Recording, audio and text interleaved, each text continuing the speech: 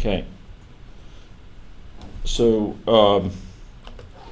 ladies and gentlemen, now is the time to start thinking some about projects for this course. So I've laid out in the syllabus some general sort of marking rubric associated with the course and associated with, and a big part of that is projects, and I've also sort of commented on sort of project expectations there. It does admit some flexibility. I want to start giving some ideas to projects. Things are moving pretty quickly in this course. We're going through successive chapters, and right now we're still in this book. We just went on chapter 4, but we're not going to be going all the way through the book. We're going to be going up to chapter 6 in this book. So that's going to be a couple more sessions, possibly even by the end of next week. We're going to switch to putting a lot of our attention on what's called Spark. And Spark is the big data sort of analysis and manipulation and framework, which can also serve as a formidable tool for achieving sort of consolidation or aggregation of many types of data sources. So it's also a connector to many types of data, including more sort of static data sources, existing databases, whether from Cassandra, SQL, other NoSQL databases than Cassandra, or from files, very large files, like the one we just looked at with Rifat's work, where it was a file we downloaded of the U.S. Mortality. I think it had something like 4 million records in it, 4 million rows, with a CSV file. For Spark, that's no problem. It also can get streaming media sources, things like Twitter, Facebook feeds, so Facebook update feeds, feeds from data sources which put out information like sensors from environmental sensors that might be around cities or what have you.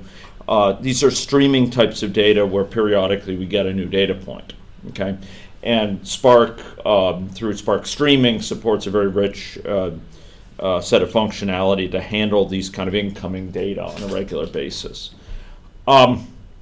Now, we're going to be going into the mechanisms of Spark within the next few weeks, going in some detail, talking about resilient distributed data sets, RDDs, talking about data frames, talking about data sets, and how to manipulate them in the Spark shell in Scala. Scala is Spark's native language, and we're going to be seeing how we can use it and how we use traditional operations like we've been learning, map, filter, reduce, higher order functions within the Spark context. But for the projects, there's going to be a need for most of them, to focus on particular data sources and questions as kind of application examples. Again, I do admit and welcome contributions that are more of a methodological nature, and I know at least one student from this class, Winchell, approached me about an idea which is really more methodological, but I'm glad to support it, which would be taking any logic, for example, and making it what's called a transformer for RDDs. So it would take input and put out output that could be processed in Spark. And by so doing, his idea was to host it in that way as a transformer, that then it could be applied across a farm of machines transparently without you even being aware of it, processing large amounts of data that might be streaming in from different data sources. Maybe it's stock tickers, maybe it's point of sale data, maybe it's data from weather reports, maybe it's data from emergency rooms on arrival rates or whatever. But basically, any logic would be a sort of a building block of these pipelines of analysis. So he wanted to speak with me about that, and I'm enthusiastic about that idea. It would require learning a bunch more about creating custom transformers, but it's not something that's unrealistic, as I understand it. The transformer API, the transformer interface, the kind of software contract that any logic wrapper would have to provide is, I think, readily something that could be written for any logic within the scope of this semester. So there's some potential for that, and to the best of my knowledge, that would be the first time that simulation modeling has ever been used as a component of pipelines for Spark. So there's some novelty there. It's not just any logic, it's the first time it's been done, to my knowledge, for dynamic modeling, which is interesting. But other than that, I had a bunch of application examples which were biased towards things for which we have ready data, on which students are already working, and where I think there's interesting questions to be asked and probably papers that could come out of it. As you know, we have dozens of data sets in IEPI and Ethica Health jointly. Some are in SQL databases, some are in no SQL database, Cassandra. And I think there's a lot of interesting things we could do with them. One of them is something that other people have tried, and this was something, for example, Rifat was working on, and that she was understandably a bit stymied. She was trying, using Cassandra, SQL, and R, to try to relate the probability that a questionnaire was answered, and to some degree the timing of answering, to sensor data. Yeah. So basically, like, for example, longer someone takes to answer a question, the less likely they are to be sure of the answer they're giving? No, it's more like, that's an interesting thing. No, it's more like she was trying to relate the sensor data to their likelihood of answering. Think about a situation where you're trying to figure out when to launch a questionnaire. Okay. And you want to launch it at a time where someone's likely to answer it soon. Maybe you don't want to launch that questionnaire if they are plausibly driving right now. Right. If they are in the middle of a phone call. Maybe you don't want to use that, you don't want to launch it if they are in the middle of bustling around, or if they are closely interacting with other people. Or more generally, given a time frame that you want to respond it in, what's the likelihood they're going to respond in that time frame? That's right. Yeah, that's right. Yeah, and the key point is that we, without troubling them up front, without posing questions for them, a lot of information we might be able to elicit from sensors. Right. You know, I'll give another example. As Scott will learn in the fullness of time, and as many of people here will learn, you know, it can get cold here in the winter. I remember Anahita coming to my office in November, I think it was, 2 years ago, and she stared at me and she said, "I have never been so cold in my life." And I think it was late November. Mm-hmm. And she was speaking that slowly because her voice box wasn't working properly.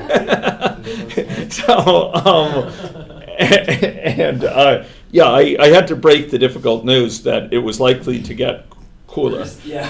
I think it maybe had hit -5 or something like that at the time. Maybe -20. Maybe -10. You're talking C, right? That's Yeah, -10 -10 C. Yeah, exactly. Yeah, it would make the oranges freeze though, back in Florida.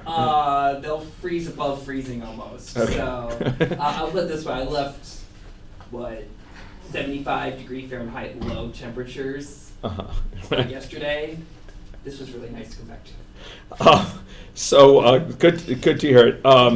So the point is that when it's really cold here, people, I actually tend not to answer things from Ethica, queries from Ethica, if it's -30 out and I'm walking or biking right now and it's really cold. I don't like to pull out my phone and pull off my gloves and answer a question. That's not what I do. So the point is that we may be able to find relations between the conditions we can detect with sensors or other data, like the current weather, Some phones have temperature sensors. They can, in general, a lot of the time they can access weather reports, and so you might be able to more judiciously time questionnaires for the right time when the phone's down, but likely to be nearby.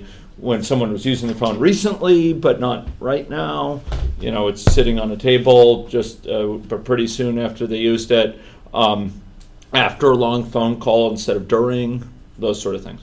So this issue of sort of linking up EMA responses to the questionnaires, ecological momentary assessment. These are these mini questionnaires that pop up with sensor data. Can give a lot of insights, and I've done this in my exploration with Spark, and it is very easy compared to what poor Refat had to go through with CSQL and R. It's extremely easy and quite performant and quite effective. There also may be behavioral correlates. What I mean by here is it may be that people who tend to answer X, in response, A, with respect to question X, tend to be people who exhibit less sedentary behavior, or they exhibit more social grouping than others, or something like that. So you sort of linking in the sensor data with how they answer questions. And that's been, I think, a weaker part of what we've been able to do with Ethica right now. Some people in this room, Narges, I'd single out as doing an excellent job, but Amin, when he comes back, has also done a great job of summarizing data from questionnaires. But when it comes to linking it in with sensor data, we haven't had great tools. Spark, ladies and gentlemen, with Scala is our tool. Okay, the Spark mechanisms make this quite easy, performant, and fairly straightforward in terms of the computational mechanisms. There's also an intriguing possibility here, and this relates to some of Nargis's, Refat's, and others' links of linking together social media data that might be coming in and doing analysis on that data. And I would note that Spark Streaming has a built-in support for getting Twitter messages over time, so mining Twitter data. But you could also readily mine Facebook data, Google search API questions that people have asked. So I don't know if you've ever looked at Google Trends or Google Flu Trends. Yeah. I've looked at Google Trends. We have it on our website. Exactly. And there you can actually programmatically, meaning within a program running in Spark, you could very easily suck down that data and analyze it over time, which provides some opportunities. And so, just to link in with things broadly of interest to people here, one would be influenza symptoms. Yuan approached me last night. She said, Google Flu Trends actually was taken down by Google eventually because public health people were starting to use it, but it turned out to be inaccurate by and of itself. She said, what if we combined it with a dynamic model, with a simulation model using particle filtering? So we had a particle filtered model which lends extra structure to the situation, and that used the Google search volume as an input, but it's an imperfect measure, just like the number of cases in the Anahita model was an imperfect measure of the number of cases out there. And I think it's a dynamite idea. She's in this class right now on social computing, Ulita's class. I don't know if any of you have taken that, but it's an interesting class, and so she's picking a course project right now, and Scott might find it interesting. She's looking at the impact of, as I understand it, of updated data requests. It could be represented as a Kafka data stream streaming into Spark Streaming on what is the waiting time or waiting list length for emergency rooms for particular hospitals, and she's interested in how does that affect hospital, care-seeking behavior in different hospitals. So if you could know this hospital is this number of people waiting in the emergency room, this one is this one is this one, which one do you want to go to? St. Paul's, RUH, or City Hospital? You've got a laceration. Which one do you go to? I do this right now in town for Gamma Dynacare. When I need blood tests, I'll just check in remotely. I'll see what the waiting time is. I'll kind of wait until it gets down to my name goes forward on the list till it's about 10 minutes, and then I just drive there, and then I go in, and there's almost no one waiting. They're waiting at home. So anyway, she's looking at that. So influenza symptoms, you could look at search volumes for influenza symptoms, cough, sore throat, fever, search symptoms of influenza, and basically use that and do some analysis on it. Vaccination safety effectiveness. This relates to some of Xiaoyan's recent conversations, Iden's as well, involving chickenpox and measles. Okay, sorry. Dr. Doroshenko? Yeah, Dr. Doroshenko, exactly. So he's wondering, right now in our models we have people classified into kind of vaccine rejectors, vaccine hesitant, and vaccine adopters. And the question that he raises, that I've also been interested in, is how does people's vaccination willingness to get vaccinated for their children change dynamically in the event of an outbreak? So if there's a sizable outbreak of measles, do a lot of people say, okay, we better get our house in order and get our kid vaccinated? We've been sort of dragging our feet on it, and we've never done it, but we should go do it now. Or to what degree, do they stay solid? And you might be able to, through searches on social media or people's comments, get some understanding of how vaccine searches correlate with outbreaks. And we have data on outbreaks, and we can get data on searches through the Google Search API. We could also look at Twitter comments. People's commenting on Twitter or Facebook saying, okay, going for vaccine or whatever, getting Johnny vaccinated. Okay, foodborne illness. This is something which Yelp reviews. You can also, I don't have it up there, but data mining on websites. You could be going to Yelp and getting Yelp restaurant reviews. This place has cockroaches or whatever. I remember when I was in graduate school, actually undergraduate, I think someone warned me, don't go to that place. I was eating there with someone, and a cockroach fell from the ceiling, and landed on the table or something like that. Protein. Yeah. And then also for suicidal ideation, for year two, to what degree does that correlate with high profile occurrences? So where a celebrity is known to engage in self-harm, and to what degree does that correlate with search volume, et cetera, right? One notable thing is that some of these, like Twitter, exists in geo-specific terms, so you can actually identify the geography where certain searches originate. But more to the point, you can figure out where certain users are likely to be from certain of their geotag searches, and then you could put in a best guess they're probably there for other searches which are not explicitly geotagged. So there's a lot that could be done with mining social media, and Spark is almost an ideal platform for doing that. Yeah. Well, I mean, you listed machine learning algorithms, but I mean, my issue with using Twitter is that it is, Anyone's interested. The issue with using Twitter is, of course, it's a biased data set. Like, you'll never get me tweeting, ever. Yeah. But when you use a hidden Markov model, I share your sentiments. Yeah. Well, I'm just saying, but couldn't you use a hidden Markov model to actually figure out what the actual true what's going on based on that? Precisely. Yeah. The goal would not be to use these as ground truth. The goal would be to use them as inputs to a machine learning model. Okay.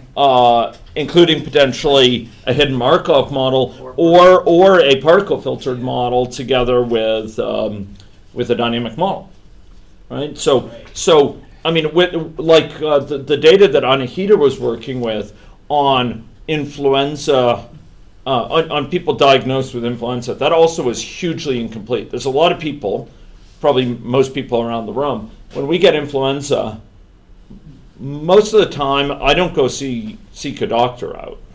I convalesce at home. I'm not sure, frankly, sometimes whether it's flu or cold. Even where I'm pretty sure it's the flu, I don't see a benefit of going to the doctor. There are exceptions. For example, if I have a flight and I have to delay my flight, I need a doctor's note, and so I'll go to the doctor. Or if I have really bad symptoms and I'm concerned about them, like to make sure it's not complicated by pneumonia, I'll go and get it checked out. But otherwise, a lot, most people who get influenza probably don't present for care, and those who do, it's biased because they may be more likely to go for care based on the news that, H1N1 is killing some young people. And so they may say, I better go. I wouldn't go normally, but I'm a healthy young buck, but I'll go get checked out. Yeah. Sorry? It has Python. It has Python, but it also has some Scala, and I think, and in any case, Python and Scala, you could translate that really easily into Scala. Yeah. Scala will just be safer. Yeah. So if anyone else is interested, look at mining social media. Okay. I commented earlier this cross-linking sensor data with EMA responses. Also sensor data with weather and EMA responses. We just concluded a study about a month ago, which was, as it turns out, perfectly timed to capture the Pokemon Go craze. We got before and during, and then as it sort of as the summer progressed, fewer people using it later. That data set also had questions about people's use of mosquito repellents and personal protective behavior, because it also occurred in the height of the mosquito season. And we have the weather data. We could easily get the weather data correlated with that, and we could do sort of looking at the relationship between putting on mosquito repellent and time outside and weather. For example, a lot of people don't want to put it on if it's really hot. They feel it makes them sticky or something like that. Or we also asked about whether they're wearing long sleeves and long pants. And some people don't wear those when it gets hot. They use short sleeves or what have you. And so we could look at the relationship between that and weather, which is of substantial interest. So those are just some ideas for projects. Big picture, lots of data in Ethica Health and Cassandra or in IEPI that we could tap in an effective way. Quite easy to link up the sensor data and the EMA data, which have been uncomfortably almost solitudes to themselves recently, with some exceptions. And we can link it in with things like social media data quite easily using the tools outlined in that book, in the APIs outlined in that book. Okay, so I would welcome other project ideas, but I just wanted to put some out there as possible ones. Now, for each of these, it would be, for the application examples, it would be my preference to try at least one machine learning algorithm, either one that's supported right now in MLlib or ML, which are the machine learning libraries for Spark, or one that you could put in directly from a book. And I'll be showing you soon enough a book called Machine Learning in Scala, or is it Scala for Machine Learning? Anyway, it's another book which has a wealth of additional algorithms, including hidden Markov models, which are in Scala code and you can put into Spark. They talk about interfaces with Spark there, etc. So if you wanted to use some of these things for machine learning, you could put them in from that book additionally, in addition to built-in libraries like MLlib and ML. MLlib and ML have naive Bayes. They have support vector machine. They have logistic regression, and I think random forest, and one or two others at least as well. So you could go and probably analyze some of this data to try to find a relationship, say, between sensor data on the one hand and likelihood of EMA response of answering it compared to letting it expire. You could do that with logistic regression, for example, or you might try alternatively to do it with naive Bayes. By contrast, the other book has, for example, a very nicely thought through hidden Markov model implementation, okay, which you could use there. And there are things of beauty that I'm looking forward to showing you from that book, okay? Okay, so these are some ideas for projects.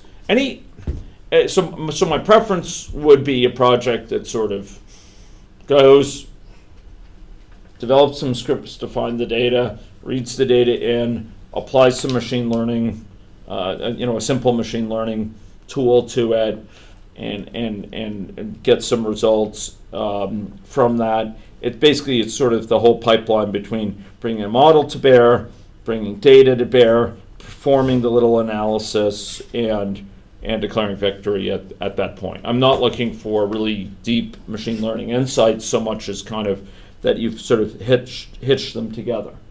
And I have quite a few scripts that we're going to be going through which show how you do some of this cross-linking here. I had a lot of fun recently cross-linking the sensor data with EMA data, and increasingly we're going to be doing some things on the side with social media. Anyway, ideas. Any comments, questions related to this before we start getting into the material? Yeah. I would like to talk to Winchell about what he's doing.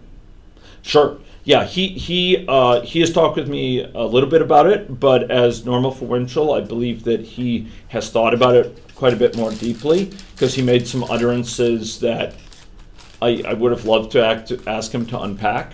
Okay. About the distributed nature of the computation and how it could run, and if he can figure out a way to actually distribute any logic easily, that will open a lot of doors. Yeah. Maybe they'll allow us to renew our professional licenses. Well, I don't have to worry about that. Yeah, no. That was something I would mention, though, is that what Winchell is discussing, you may run into issues with the license agreement. Indeed. That's something we'd have to keep in mind. Yes, although for reasons you and I can discuss, I actually don't think this is likely to be a big problem for sort of the experimentation phase. Oh, no. Yeah. But it may require I know AnyLogic's very interested in the big data space, and it may be a motivation for them to re-examine how they do licensing in as much as it bears on that space, right? And I would seek your sort of understanding of this, which I would weigh equally with my own, about sort of how to approach that with them. Yeah. Okay, other questions? So I'll ask him to talk with you. Winchell knows quite a bit about Spark. He's been joining me in late night sessions and other things virtually. Run through the API. Yeah. He's been exploring things as I am, and once again, I'm sort of amazed by how knowledgeable he is about different things. But he and I are kind of going forth, trading. It's kind of like I don't know if you've ever read. I think it was in Oliver Sacks' book, The Man Who Mistook His Wife for a Hat. But he talks about these various neurological cases, and there are these twins who are what are called, and the term is not a kind one, but it's the term that was traditionally used, idiot savants. So they're extremely good at one thing, but in general they're not very functional in life. And so there are these twins, and their thing that they were super good is that they could immediately recognize prime numbers, even though they were 6 digits large or 7 digits large. So they would go back and forth and kind of toss, 6-digit primes to each other, and then sort of, say, recite a prime, and the other one would sort of, I think, for 5 or 10 seconds, and then he'd smile and sort of throw another one back to the other one, and that one would sort of muse about it and smile, and they'd sort of it's like they were playing tennis or something. They would just sort of send these things back and forth to each other. So Winchell and I would send like little bits of code back and sort of smile at it and say, "Oh man, is that beautiful or what?" Anyway, yes. Except for Winchell, what are the other sources of Spark? Except for what?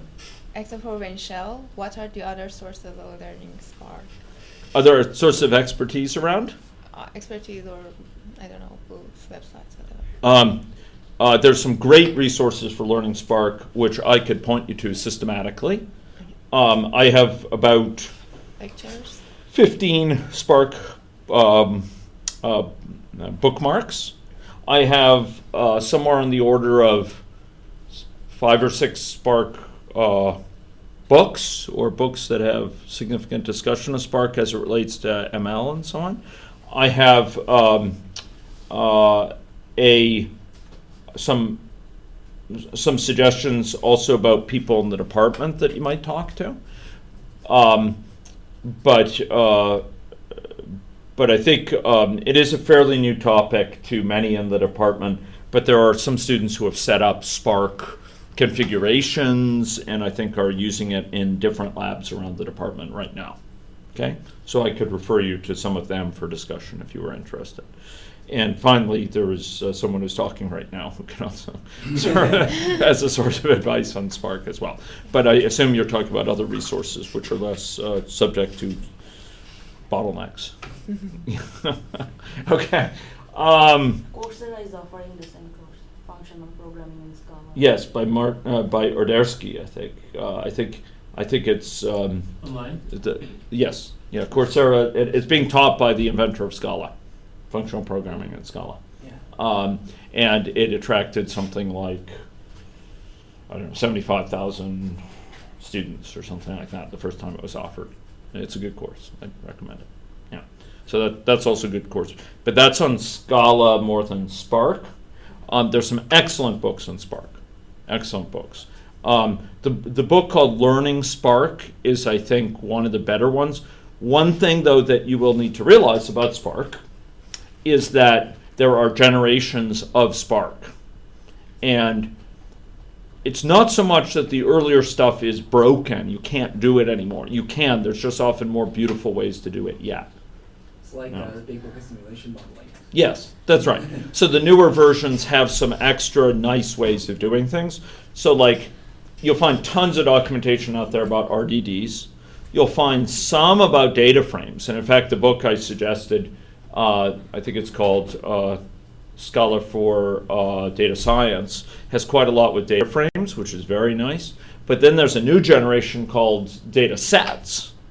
And each of them build on the earlier ones. And so you could still do things with data frames, but you can do a more type-safe way with data sets. And you can do things with RDDs, with resilient distributed data sets, but often you can do them more nicely with data frames or data sets. And that requires a little bit of getting used to, because a lot of the examples you find get outdated within a year and a half. Not in the sense that they're broken, but in the sense that they are they're no longer the most pretty way to do it. Okay, and I do value prettiness in these APIs. So I'll be talking about that, and this gets us to a good start for the for this. Okay. Okay, so ladies and gentlemen, I'm going to stop the recording because not everyone over the web will be interested in our projects.